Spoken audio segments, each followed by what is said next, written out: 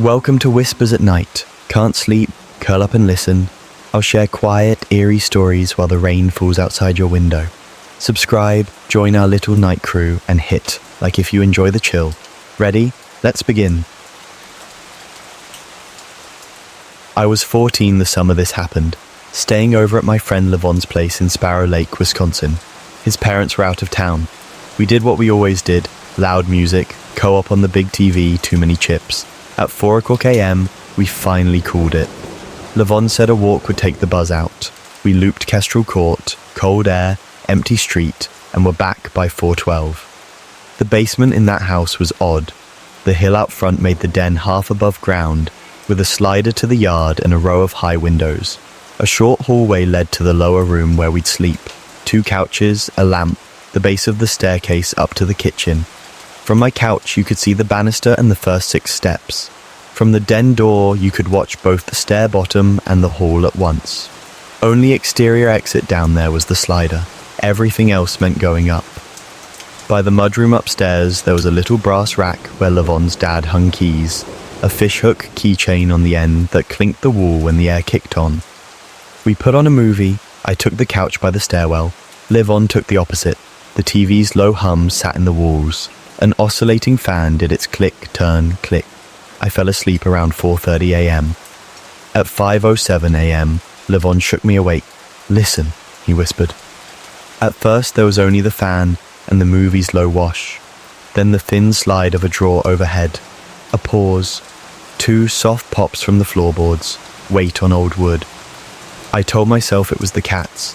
Levon shook his head. A short, wet cough from the kitchen. Too human. Another cough right after. Levon's fingers closed on my forearm. He didn't scare easy. Seeing his face pushed away the cat theory, I sat up slow. The blanket snapped with static. I reached for my phone and knocked a controller. The plastic thunk made my stomach drop. Levon slid to the TV, killed the sound, then the screen. The room lost color. The fan kept time. From Wami. Per stairs, a step creaked. Another, same loose spot. Not a cat. "Move," he breathed. We had to pass the stairwell to reach the den and the slider. We kept low, socks whispering on carpet. I kept my eyes away from the stairs because I knew if I looked I'd see a shoe or a knee or a hand on the rail. The air smelled like old laundry and chip oil. My scalp felt cold. The den handle was stiff. Levon turned it millimeter by millimeter. The door opened just enough. The rubber sweep sighed across carpet. Behind us, the stairs answered with another long groan. A cough, then something like glass touching glass. We slipped into the den. At the slider, my fingers felt thick and useless until the lock slid up. The door rolled on a gritty track. Cold air kissed my neck. We stepped onto the patio at 5:11 a.m., ducked along the hedge and ran across to the neighbor's yard. Wet leaves scuffed under our feet. A motion light snapped on and bleached everything white. We dropped behind the arbor vitae. Levon called 911 and whispered the address. I watched the living room picture window. The drapes were open because Levon's mum liked sunrise. Nothing moved. No cats. I told myself we'd spooked ourselves, that the cough was the movie through a vent. Then the simple thing that ended every rational thought. The fishhook keychain and the house keys were on the outside of the mudroom door. I could see the brass below the little side window. The hook hung down and swayed once, slow, as if just set there. A tall silhouette crossed the picture window, wide shoulders, head a little low, not hurrying. "Keys outside," Levon told the dispatcher. "Someone put the keys outside. We're across the street, please." Sirens started thin and then filled the cul-de-sac at 5:18 a.m., red and blue beating the maple trunks. 4 cars. 2 officers took the front steps with flashlights. 1 cut down the side yards. Beam catching that fishhook. Another stayed with us, asking, did we see a face, hear a voice? Were any lights wrong? Had we locked up? "TV off," I said. "Keys," and pointed. He looked at the side door, then at us, then back. "Stay here," he said, and moved off. Inside the house, a shout, a door slam, heavy footsteps. The side yard officer's beam jerked and ran. A body crashed through the back gate. Twigs snapped. The cops chased toward the woods along Mill Creek. Neighbor motion lights lit up in a chain, left, then right. For a moment, the night sounded like gym class. Shoes, breath, radio static, then quiet. At 5:26 a.m., they brought a man out of the trees in cuffs. He was huge, 6'7" at least, somewhere near 300 pounds, beard like it had been carved on. Mud smeared one cheek. He looked like he'd woken up in the wrong room. The officer with us kept us back and asked again if we'd seen anyone else. We hadn't. They searched the house, no broken windows, no pried doors, nothing missing. Kitchen drawers shut. The keys still on the outside knob, cold when an officer lifted them and set them back on the rack inside. "He probably came in while you were out," one of them said. "Saw an empty house, took a chance." "Then why put the keys outside?" Levon asked. "People do things to scare folks," the officer said. Or he panicked. They took the man away. A cruiser idled at the curb until 6:05 a.m., then rolled off as Levon's parents pulled in from the highway. No one ever told us why he was there or what he wanted. Levon's parents floated the idea of a contractor confused on the wrong street. The police stuck to no forced entry, likely trespass. The man had no ID. In his pocket, a folded grocery list with nothing written on it. We asked about the cough. No one answered that. The house changed. Levon's dad dropped a dowel in the slider track and put a camera over the mudroom. The brass hook came off the wall and into a drawer. The keys moved to a ceramic bowl by the sink, covered with a dish towel like a blanket. Curtains closed. At dusk. Curtains closed when you left a room. I quit sleeping on couches near stairs. Levon added white noise to the fan, so nights had a steady river with no coughs hiding in it. I keep a map of that basement in my head, the line we took in the dark while someone leaned into the boards above us, checking how they sounded. I think about the drawer we heard and didn't find open later, and the tall shape crossing the picture window like he belonged. Mostly I think about the small dumb detail, keys on the outside swinging when we saw them. Some nights I wake at 5:07 a.m. for no reason. I listen. I hear the heater come on, the refrigerator click. In my mind, the old fan tracks the room, click, turn, click. And right before I fall back asleep, I see a hand I never saw reach up from inside to hang those keys, where we'd have to notice when we ran. Hook pressed down, brass kissing wood, a tiny clink like a small bell, as if to say, "You're not wrong, only late." I was 18, that fool in Linden Hollow, Montana. Small and stubborn about walking at night like everyone else. At 9 p.m. I left our duplex on Alder Street with earbuds in. The air smelled like dry leaves and a laundry vent. My route was simple. 3 blocks to Depot, Juniper Market on the corner with a porch light and a side window to an alley. 2 streetlights between the store and my place. A little park cut through if I wanted it. I was thirsty, so I aimed for Juniper. At 9:12 p.m. the storefront was dark. No porch light, no glow behind the blinds. I cupped to the glass. "Hello?" Nothing. I turned to go. The porch light snapped on with a thin buzz. The door opened a hand's width. A man stood back from the jam, broad shoulders blocking the counter. His eyes were too wide. In his right hand, a long, bright kitchen knife. I went cold and stepped back. He cleared his throat. "Sorry, I was in the kitchen." It sounded normal enough to stand on. I slid a 5 through the gap. His fingers brushed mine. Cool, cracked. Behind him I heard a steady drone from deeper in the store, like a freezer that had been humming my whole life without me noticing. He closed the door, then opened it just enough to pass me a cold bottle. The knife stayed in his hand, low by his thigh. "Thanks," I said. He didn't answer. I put my earbuds back in and walked away at the same pace like I had training for this. 2 blocks later I felt watched, just a small lift at the base of the neck. I glanced back, empty depot, porch light off again, fryer oil ghosting the air from the closed diner. I cut through the park and jogged, ran out of breath too fast, stopped under the second streetlight before Alder. I cracked the cap, it made a clean click.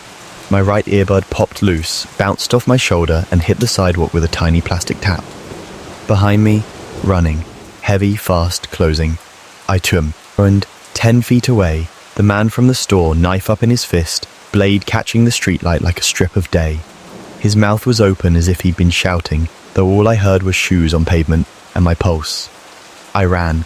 No zigzag, no plan, just a way along the map I'd walked 100 times. The water bottle slapped my thigh in rhythm. My breath went high and thin. I could feel his footfalls closing, a pressure at my back like heat. The knife flashed at the edge of my vision. Then a heel caught or a toe dragged and he went down hard. The impact thudded through my teeth. A grunt, a scrape. I didn't look. I blew the red hand at order, a horn blared, someone yelled, "Hey!" far away, and I hit our steps on a stumble and hammered the door. My mother opened. I fell through. The deadbolt slammed. My father's voice filled the hall. We called at 9:24 p.m. A cruiser drifted by with lights off, then another with lights on slow. By 9:30, 2 officers were in our living room, taking it down clean. Knife, I was in the kitchen, water, running. Did he say anything else? No. Do you know him? No. A third officer found drag marks in grit at the corner, knees and palms ending at the alley mouth. After that, rules. I went nowhere alone. Phone in hand, not pocket. We added a second lock. My mother hung a curtain over the door window and kept it half closed even at noon. I changed routes, then stopped walking at night altogether. The water bottle sat heavy in my bag because my leg missed the slap when it wasn't there. Any compressor hum made my stomach dip. 4 days later, my father got a call. He hung up, looked at me and said the Juniper Market man had been arrested. Not only for chasing me, for other things. He used the words the officer used. Trafficking, harvesting. Freezers, I said. No. Like it was fixable. An officer came by later with a form and called it an ongoing investigation. He didn't say my name out loud as if that would keep me out of it. They asked me to confirm a face. I remembered the knife and the whites of his eyes and the way he leaned forward on the balls of his feet like he'd never stopped leaning. I said, "I think so," and signed where the line wobbled under my pen. Juniper stayed dark behind tape. A truck took away coolers. Movers wheeled out chest freezers wrapped in cardboard printed with snowflakes. Smooth and professional, like it was furniture. We watched from the car at the light without speaking. The porch light that had buzzed like a trapped insect looked harmless. I still wake sometimes at 9:12 or 9:24. I lie still and listen. How sounds stack up. The heater opens a vent with a soft sigh. The fridge clicks. Somewhere a low motor lays a straight hum under everything else. I keep the same bottle on my desk now, label half peeled. The cap makes a dry little chirp when I twist it, like a switch turning on. The image I can't argue with is fixed. A man 10 feet away under a sodium bulb, arm bent, blade bright as a new coin, mouth open on a breath I can't hear. The rest, the arrest, the words no one wants in a kitchen, the freezers I never saw until they were boxes and tape, sits beside that snapshot and won't fit clean.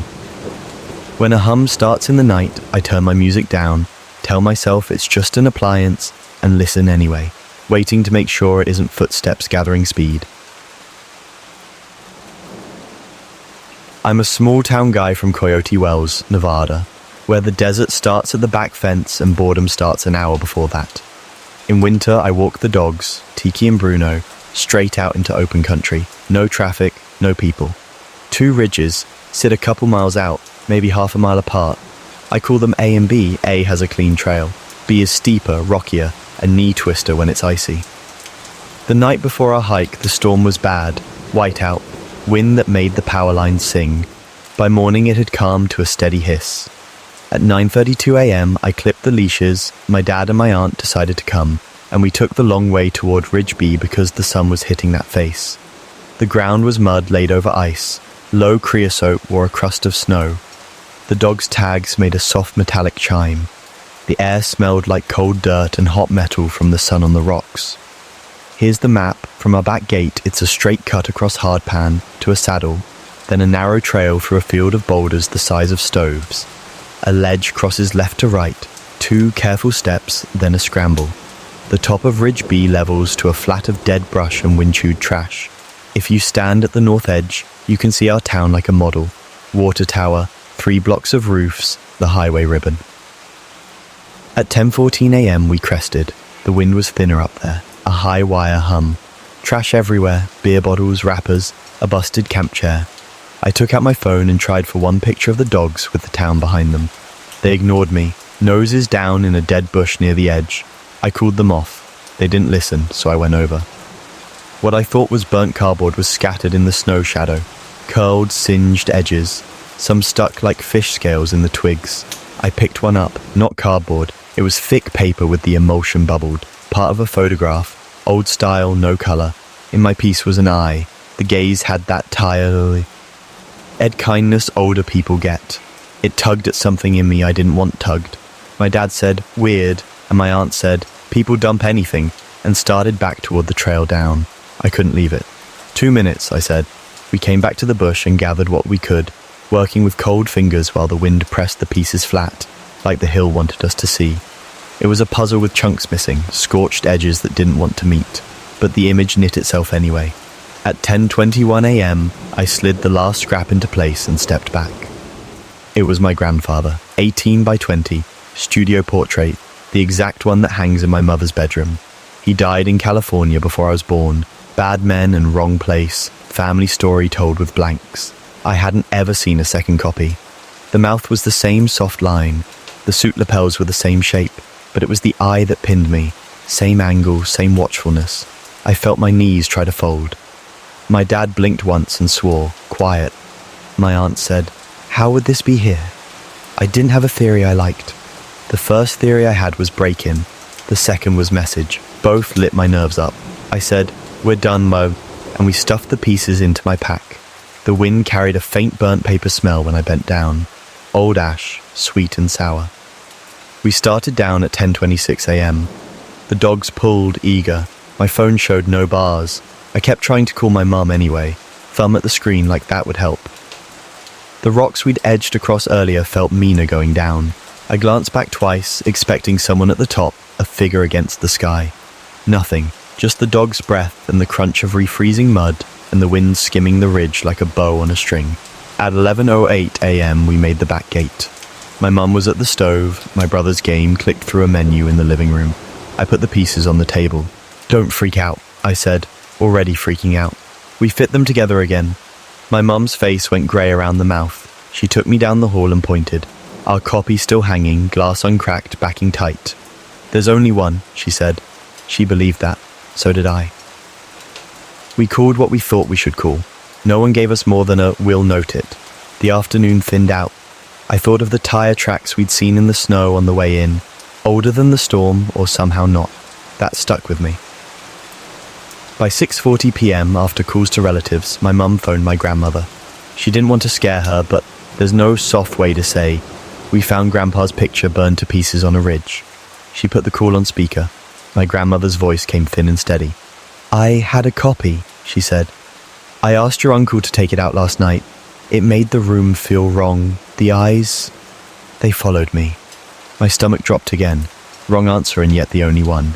I asked, "He drove out in that storm? To Ridge B?" My mum's face said she'd already asked. We tracked my uncle down the next morning. He said yes, said he and his brother had been drinking, took a truck up because the road was better than it looked, that the wind made fire useless so they tore the photograph by hand. Had to get it far away, he said. It wouldn't sit right in the house. He didn't know our nicknames for the ridges. He didn't know we ever climbed B. He didn't have a good reason for why the pieces we found weren't buried under snow, or blown miles east, or why they lay nested like a map, waiting. After that, the house changed in little ways. Curtains closed earlier. We left lights on timers. I leashed the dogs in the open desert and stopped hiking alone. The photograph on my mum's wall stayed up, but she draped a scarf over it some nights without saying why. I started clocking times in my head. 10:14 crest, 10:21 last piece in place, 11:08 back gate, as if the minutes could hold it still. The image I can't talk myself out of is simple. Cold wind, dead brush, and my grandfather's face, rebuilt from ash on a high flat where no one sits. I keep reaching for practical angles, uncles, roads, storms, and they slide. The eye in that fragment looked like it remembered me first. Now, when I pass the bedroom, the covered frame catches the corner light, and I feel that same small tug, like something patient is checking whether we're still here. Some nights I wake at 10:21 and listen. Heat ticks in the vents. The dogs' collars chime when they shift. The house settles. I picture those pieces exactly where we found them, tight together in the wind's hand, and I know there are two answers, the ones we were given and the one I keep seeing anyway. I lock the back gate again before bed. I leave the scarf where it is, and when I look away, I still feel the photograph looking back.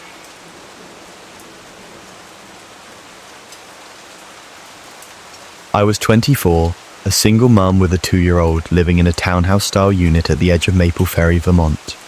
I worked a beige office job and counted coupons in my head on the walk to daycare. On a Tuesday at 8:42 a.m., I stepped into the break room and everyone was murmuring. Someone shoved a phone at me, headline about a psych ward patient slipping out of our local hospital.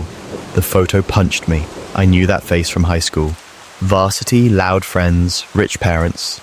We weren't close. He'd been gone for a few hours. The article said, "Be cautious." A co-worker said he'd been spotted near Birch Road. That ran 2 blocks from my complex. I stared at the coffee machine and told myself the town loved to scare. The map, my unit ran front to back, small entry, kitchen on the left, half bath on the right, then a living/dining rectangle that ended at a glass slider to a shared lawn hemmed by another row of units. Upstairs, 2 bedrooms and a bathroom off a straight hall, child's room above the kitchen, mine above the living room. Sight lines mattered. From the couch you could see the slider and, reflected at night, a thin ghost of yourself in the glass. I kept long sheer white curtains over the door because the black square of night bothered me. The week moved. 2 days later at 9:11 p.m. I did our routine. Dinosaur nuggets, bath, goodnight moon, lights. The apartment settled. The baseboard heater clicked to life. The fridge added its soft drone. I took the couch with a blanket over my knees and a show on low, my phone face down. At 9:23 p.m, a thump. Not big. Neighbor closing a cabinet probably. I watched the clock for no reason.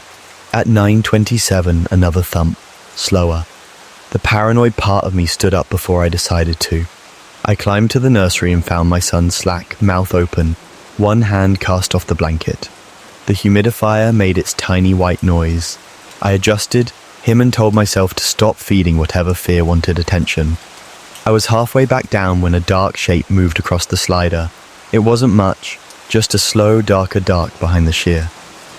The rational part of my brain offered neighbor, then remembered the complex had no pets and the shared lawn never had foot traffic at night. I stopped with one foot on the last step, breath tucked up inside my ribs. The shadow passed again, slower, like pacing. I sat on the edge of the couch and tried to be methodical. If it was him, why my unit out of 20? Why stop here? If it wasn't him, why was anyone out there? My fingers found my phone without looking. I didn't unlock it. The shape returned and stopped dead in front of the door. I didn't breathe. The heater clicked, the fridge hummed. Somewhere in a neighboring unit, a laugh track bled into the wall. I could hear the tiniest hiss of wind at the slider's weather strip. My co-worker's joke, "Wouldn't it be weird if he hid in your place?" flashed in the back of my head and felt suddenly less like a joke. The handle rattled, a short, testing shake, metal on metal, deliberate. My son cried upstairs, the rough, startled cry he saved for bad dreams. The rattling stopped, the shadow withdrew. I stood up on legs that didn't want to be mine and pulled the curtains an inch. Cold leaked through the seam. The lawn lay flat and silver under the floodlight from the far building. Nothing moved. No figure. No footprints I could make out. Just the square of black between buildings and the tire swing from Unit 14 shifting in the old wind. I shut the curtains. I went upstairs and picked up my son and felt his warm weight against my chest until his breaths lengthened. When I laid him down, the humidifier whirled and the heater snapped in the wall like someone pressing a thumbnail into a plastic lid. I didn't call anyone that night. I locked the slider and then locked it again with the stick in the track. I pivoted the curtain rod so the shears stacked into a double layer. I sat on the top stair with my back against the wall and watched the dark at the bottom until 12:06 a.m. Nothing else happened. Around 1:10 a.m., I woke up curled on the step with a stiff neck and the taste of metal in my mouth. The next morning, I put an extra lock on the slider. I bought opaque curtains that same evening, thick ones that turned the night into a wall. For a while, I was comfortable again. Show on low, blanket over knees, the curtain a sure line you couldn't see through. The routine worked like a spell. Eventually, they caught the man from the hospital, 2 hours away in Millerton, according to the news, readmitted under constant supervision. People in town moved on. At work, the headline slid off the TV screensaver and back to a beach photo. In my living room, the new curtains hung heavy and dumb and perfect. Can't say who was outside my unit that night. Maybe it was him doubling back. Maybe it was a bored teen, a lost delivery, a drunk cutting across the grass. My brain wants a category that fits and stays. It keeps returning to the uncomplicated picture my body won't forget. The shadow stopped at the glass, the slow, patient pause, the tiny metal rattle of a hand testing the handle, my son's cry snapping through the air at the same second, as if one sound triggered the other. We moved a year later. Different town, different job, same cheap curtains to start before I could replace them. I still dislike glass doors. I still check their locks twice, then walk away and come back and check them again. If I wake at 9:23 or 9:27 for no reason, I sit up and listen. Heater, fridge, the old house breathing. I picture that shared lawn in Maple Ferry, spread out under floodlight, flat, set to stage memories and my own white curtains rising a little with the air from the vent. And there's a heartbeat where I'm sure I hear a light rattle of metal that is absolutely nothing, and I turn my head anyway.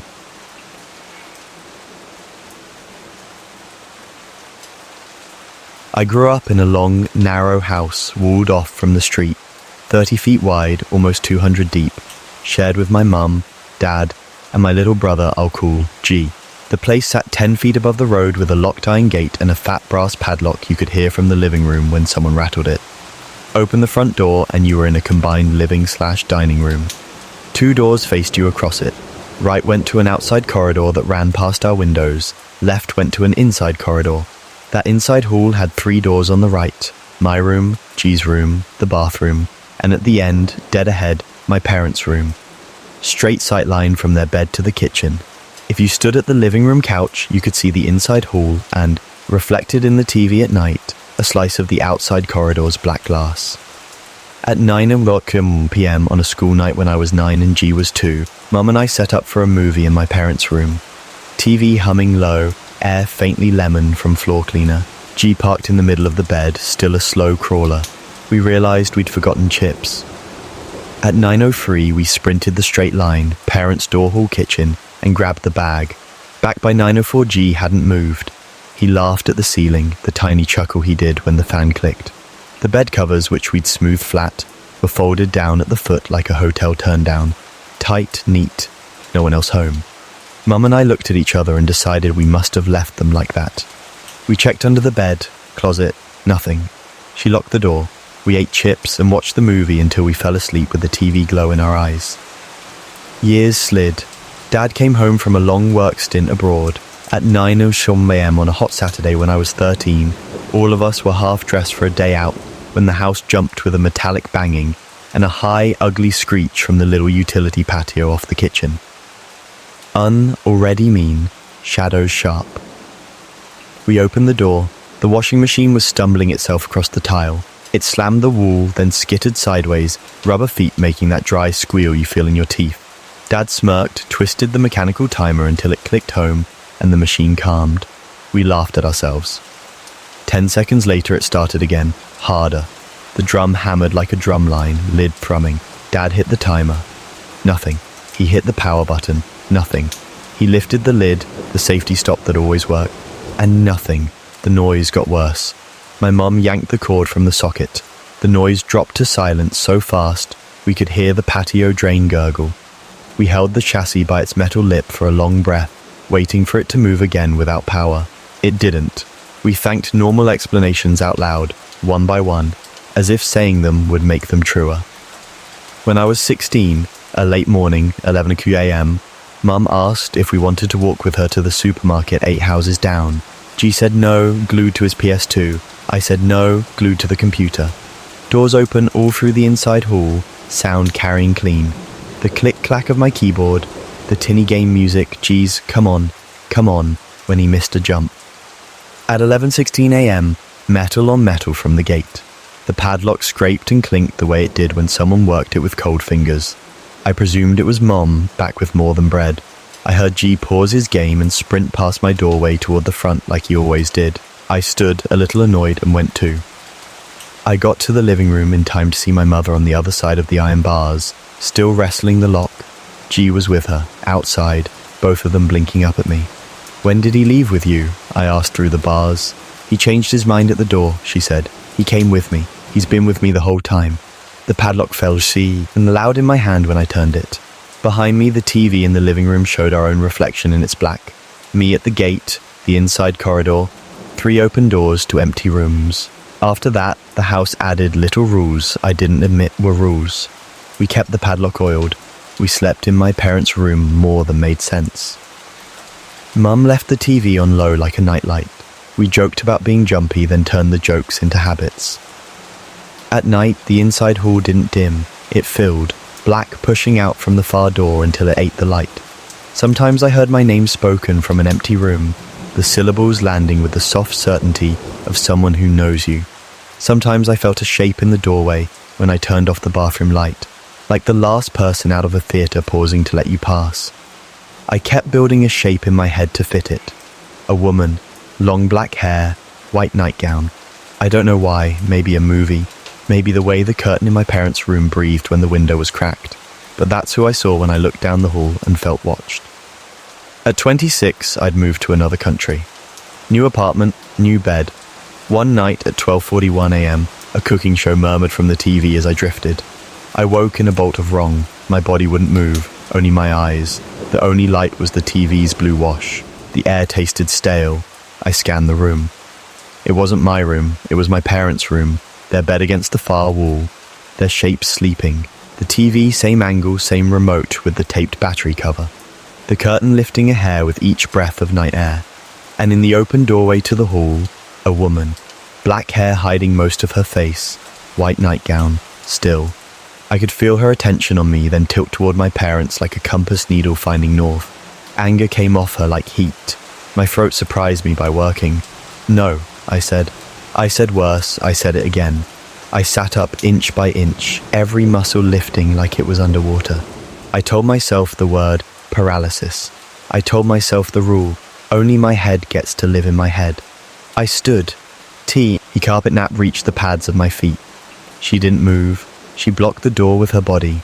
I pushed through the doorframe shoulder to shoulder with her, and for a second, only a second, the rage I'd been carrying blew out, and the only feeling left in me was something huge and empty, the kind of loneliness that can swallow rooms. She pinballed into the hall wall with a soft thud. I ran down the long corridor toward the kitchen light that shouldn't have been on. I grabbed the knob at the far end and flung the door. I woke in my actual bed, 7:09 a.m., daylight through thin curtains, TV off. I lay there not moving, hearing the ordinary motors of the morning, fridge, pipes, a scooter outside, and I tried to assign names to the pieces. Sleep paralysis fits. Memory fits. Movies fit. There are snapshots I can't talk myself out of. One is the washer doing its violent crawl until a dead outlet tamed it. One is the bed, turned down tight for a toddler who couldn't fold a towel. The simplest is the gate, my hand on a cold brass lock, my mother and brother outside, the empty hall behind me where I had heard his game and his feet. I don't live there anymore. I still oil the locks in any place I rent. I still leave the TV glow on some nights because the silence is louder than it needs to be. If I wake at 11:16 a.m. on a weekend, I catch myself listening for the padlock's dry clink and the pause that follows. I picture the inside hall filling itself from the far door, as if something patient is still leaning there, waiting for us to call it by a better name. And before I fall back asleep, I can almost hear the faint roll of a mechanical timer clicking one notch forward, as if the machine knows the next part and is only waiting for power.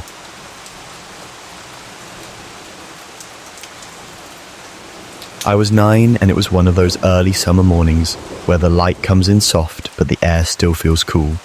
At 6:11 a.m, I woke up without an alarm, not jolted, just there. The room smelled faintly of dust and laundry soap. My bed sat under the window. From the pillow I could see the open doorway, a straight line down the short hall. My parents' room across, my sister's door at the far end. Everyone was out. Work, errands, whatever. So the house had that hushed, empty echo. The fridge motor thrummed in the kitchen. Outside, birds chattered like a faucet left on. Here's the map. My bed parallel to the window, a 3-step drop from carpet to hall, parents' door square across the hall, 6 paces to the junction where the hall turns right, my sister's room at the end. If you stand in my doorway, you can see all 3 thresholds. If you lie in my bed, you see only the hall slice and the floor. At 6:14, I debated a second sleep. Nothing unusual. I stared at the wood grain of the door frame until a shape lurched into it. It was darker than the hallway and wrong in a way my brain tripped on.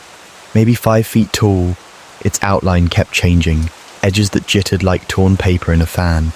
The pieces looked like short, sharp tendrils trying to rip free. For half a second, my brain offered coat rack, neighbor kid, sleep in my eyes. Then cold slid behind my ribs. It lurched again, not floating, walking. It read as a person in the simplest way. Old wide-brim hat, shoulders, the idea of legs. But it was flat, not thin, flat. Like someone had cut a man out of construction paper and propped him up in the world. The mouth was a hole, the eyes were holes. It looked cheerful the way pumpkins do, just shapes pretending at expression. And while it was a shadow in every way that mattered, dark, unlit, a little translucent, there was nothing in the hallway casting it. It didn't, and fall to the floor. It stood on it. Its feet, if that's what they were, met the carpet. My head buzzed hard enough to make my scalp prickle. I told myself I was seeing a trick of light, except the sun through the window was steady. The fridge hum was steady. My own breath sounded like someone smoothing paper. The thing slid across my parents' doorway, its edges shivering, then angled as if to keep going toward my sister's room. It didn't. It turned. The head and neck pivoted like cardboard being rotated between 2 fingers. Stiff, stuttering. I braced for a cracking sound and got the opposite. The house went softer, the bird noise dropping as if cotton had been stuffed into the world. The head flickered in and out depending on the angle. There, not there, like a coin being tilted to prove it has no thickness. It faced me. I wanted to roll off the bed and bolt past it, but whatever tight thread was holding me to the mattress didn't want to break. I could think move and not move. My hands felt far away. The blanket felt heavy as a lead apron. It took a step and the thread snapped. I yanked the covers over my head. Child logic, yes. Even then I knew cotton wouldn't stop a knife if this thing had a knife, or keep smoke from entering if it was smoke. But seeing nothing beat seeing it. Under the blanket it smelled like my shampoo and warm fabric. I pictured the cutout face hovering an inch from the sheet, the holes lining up over my eyes, and I shook so hard my teeth touched. Nothing happened. Not for a long time.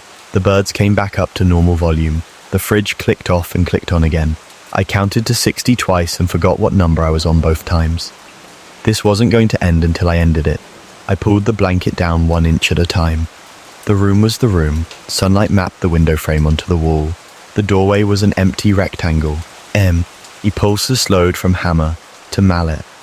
I slid out of bed and crouched, glancing under the frame as if a flat thing would hide like a letter under a door. The hall was clear. I leaned into my parents' doorway, made bed, nothing leaning behind the dresser, mirror reflecting nothing but me.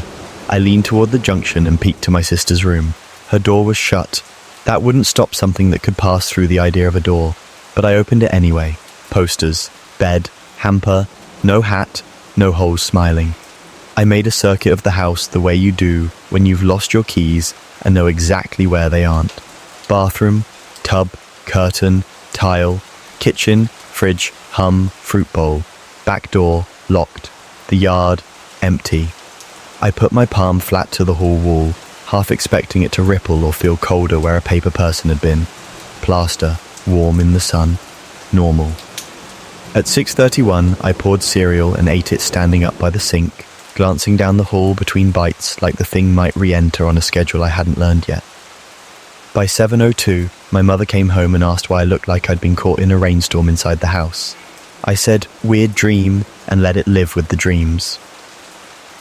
After that morning, new rules came in so quietly I didn't think of them as rules. My door stayed half closed, then closed. I kept the bed pulled out from the wall by 2 inches so nothing could stick flat to it, which is not a thing physics requires, but it felt like a thing I could control. If the hallway light was on at night, I turned it off because the strip of brightness across the carpet read like a white screen anything could walk across. I never left my bedroom blinds open at sunrise. Grey light had earned a suspicion it didn't deserve. You can pitch me explanations: ghost, trick of the eye, migrainous aura, sleep paralysis but standing, demon with a sense of humour. I've tried them all on, some fit better than others. The one I don't wear is nothing happened because there's a picture in my head that's too crisp to smudge. It's this, 6:16, 16a. Bohem. A flat man in an old hat in the hallway, edges spiking like torn paper in a wind you can't feel. Holes where eyes should be, turning toward me and holding still. No depth, no weight, feet on carpet. The rest of the story, my not moving, the blanket, the quiet house, wraps around that picture, but it's the picture that never fades. Years went by. I never saw it again. I kept the habit of closing doors. I learned the sounds of rooms so well, I could tell when the fridge changed tone by a hair and know the ice maker would spit soon. I got good at pretending I preferred darkness for sleep rather than emitting the light from the hall felt like a stage that invites actors. Sometimes early, when the light is that same pale grey and a bird starts up too close to the window, I wake at 6:14 for no reason. I lie still and count the house noises, heater tick, pipe creak, a neighbour car reversing, and look at the seam of my curtains to make sure they're closed all the way. I think about lifting the blanket the way I did then, slowly, to prove the world is regular. I don't. I hold the edge anyway, in case. If your theory needs me to find out which it was, I hope you keep it. I'm happy letting it be the thing I saw and the thing I didn't. I oil the door hinges so I'll hear them if they move. I try not to look straight down long halls, and when sunlight turns the room that particular misty grey, I let it be mist. If something flat wants to stand in it again, it will, whether I'm ready or not. The blanket's on top of the bed either way.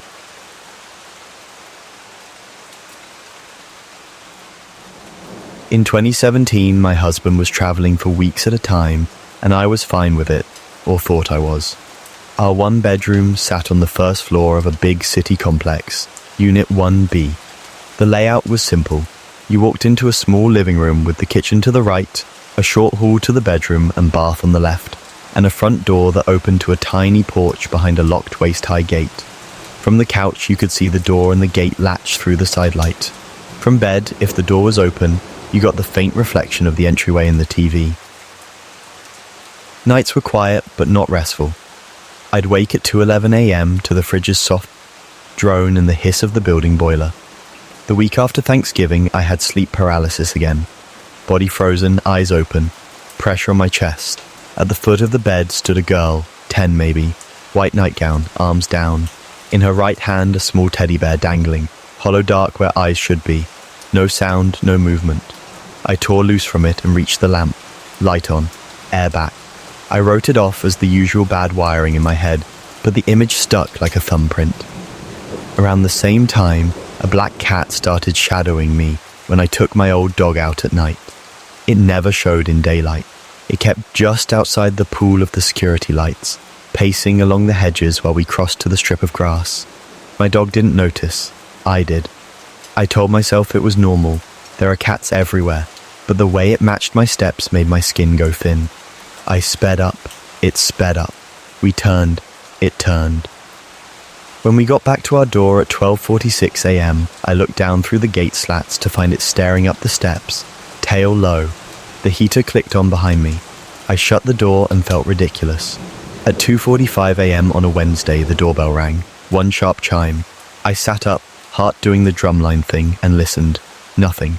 Through the peephole, empty porch, the GT8 was shut. I checked the window, empty walkway. I told myself I'd dreamed the sound or the wiring hiccuped. I slept with the light on. The next days, teddy bears kept finding me. My niece suddenly wanted a teddy for Christmas, though she usually liked dinosaurs. On the freeway, a filthy plush bear lay in the slow lane, one eye gone, fur matted black with grit. The cars veered around it like it was a person. In a gas station bathroom, someone had stuck a smiling bear sticker on the mirror, crooked and peeling. I decided it was frequency bias and kept moving. A week later, a little after 3 a.m., the bell again. I sat up, waited, checked the window, the peephole. Empty. For some reason I still don't understand, I cracked the door and leaned out. A giant teddy bear sat against the wall next to the jamb, as tall as my waist, looking straight ahead. Old, tattered, fur balled with dirt, a red bow flattened around its neck, dark stains on the muzzle, stuffing poking through seams. It had weight to it, the way a thing gets heavy with damp. Nothing else moved, the gate was latched, the walkway was clean. I slammed the door, locked everything, stood in the entry with the light on and the heater ticking. "Call the police and say what?" I said out loud, and the words sounded stupid in the air. I called my husband. He was 200 miles away and very awake now.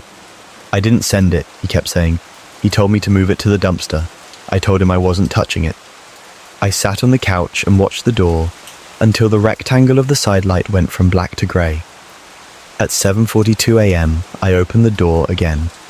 In the light, the bear was even worse. Grass clinging to the fur. A faint smell like old pennies and wet carpet. No note, no tag. I put on rubber gloves, lifted it by the bow, and carried it to the dumpster. It was heavier than it looked. I didn't look back after I dropped it. "Kids," my co-workers said. "Holiday prank." I let that explanation sit. I went home by daylight and felt normal again by dinner. December 23rd, after work, I stopped at the grocery store for last-minute stuff. I decided I didn't need a cart and ended up carrying paper towels, produce, milk. In the lot at 6:18 p.m., I clicked the remote and realized I couldn't open the hatch with my hands full. A man walking by offered help. Dirty work clothes, flannel overshirt, boots with dried mud, hair sticking out from a beanie. His eyes were very blue. "I've got it," I said. "Let me," he said, and he stepped in and opened the back door before I could protest. The lot wasn't empty. I didn't feel in immediate danger. I tossed the bags in and shut it. "Merry Christmas," I said to end it. "Merry Christmas to you," he said, and held out his hand. Like for a shake. In it, a tiny teddy bear in a Santa hat. New, clean, tags cut off. I stared. "Oh, no thanks," I said, stupid and flat. "I don't have kids." He kept smiling while I got into my car. The smile dropped as I pulled away. In the rear view, his face went hard and he watched me go. I got home fast and locked everything twice. I told myself it could be nothing. A man being weirdly generous, a different person and a different bear. A prank that happened to hit a nerve. I didn't see the black cat for a while. The night settled into the usual dull hum. I started sleeping with the lamp off again. The porch stayed empty. The map of that week still sits in my head though. From the couch I can picture the front gate latch, the tiny play of light on its curb. From the bed I can see the angle where the girl stood with her bear, even if she was just a brain glitch. On the grass at midnight I can feel the cat's eyes once I'm in shadow, and at 3:06 a.m, if I wake for no reason, I can feel the weight of a stuffed thing at my door even when it isn't there, heavy with damp, bow pressed flat, waiting for someone to open up and decide what to call it. I swapped the sheer curtains for blackout. I stopped taking my dog out without scanning the hedges first. I don't answer bells at night. I keep a cart now, even if I swear I won't need one. When I see teddy bears, clean ones in storefronts, dirty ones in thrift bins, a cartoon on a sticker, I register them and move on. Most nights that's enough. Once in a while I still wake to a single sharp chime I can't prove happened. I lie still and listen to the fridge and the boiler and the building breathing. I tell myself there's no pattern. I don't open the door to check. And I think about a small gift I didn't take, and a larger one I carried to a dumpster with gloves, and a black cat that walked when I walked but never came close.